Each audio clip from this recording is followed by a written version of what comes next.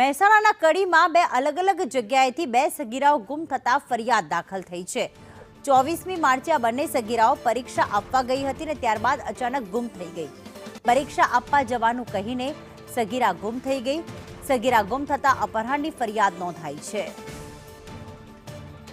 પાયલ અમારી સાથે જોડાઈ ગયા છે। પાયલ, અગાઉ પણ 15 માર્ચે 17 વર્ષની સગીરા ગુમ થઈ હતી અને પાછી હવે બે સગીરા ગુમ થતા ફરિયાદ દાખલ થઈ છે।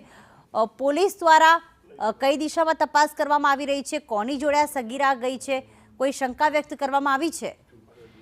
ચોક્કસ જે પ્રકારે કડીમાં બે યુવતી છે સગીરાઓ ગુમ થઈ છે તેને લઈને બંને અલગ અલગ પોલીસ ફરિયાદો નોંધવામાં આવી છે। પહેલી ઘટનામાં 24 માર્ચે એક સગીરા ગુમ થઈ હતી। તે ધોરણ 10ની પરીક્ષા આપવાનું જઉં છું એમ કહીને ઘરેથી નીકળી હતી। ત્યારબાદ ગુમ થતા પરિવારે ફરિયાદ નોંધાવી છે અને બીજી ઘટનામાં પણ 15 માર્ચે 17 વર્ષીય સગીરા ગુમ થઈ છે। ત્યારે કડીના ગાંધી ચોકમાંથી રિક્ષામાંથી ઉતરી અને ત્યારબાદ તે સગીરા ગુમ થઈ છે। આ બંને સગીરાઓ છે તે બંનેને અલગ અલગ ફરિયાદ નોંધવામાં આવી છે અને પોલીસે અત્યારે સીસીટીવીના આધારે બંને જે સગીરા છે તેમના અપહરણ થયાની ફરિયાદ નોંધીને તપાસ હાથ ધરી છે।